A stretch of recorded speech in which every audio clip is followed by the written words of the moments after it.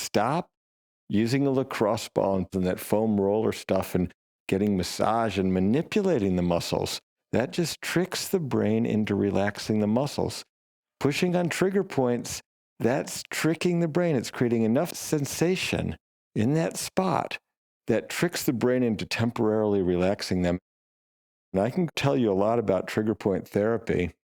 I had 3 theracanes and 10 lacrosse balls. I never went anywhere without something to push on my muscles. I was constantly pushing on my muscles. All my muscles were sore. The problem just moved around. It tricks the brain into relaxing the muscles. The nervous system is running the muscles at such a high idle that the muscles are sore. The trigger point is where the nerve interfaces the muscle. That's the overfiring. Stop pushing on your muscles.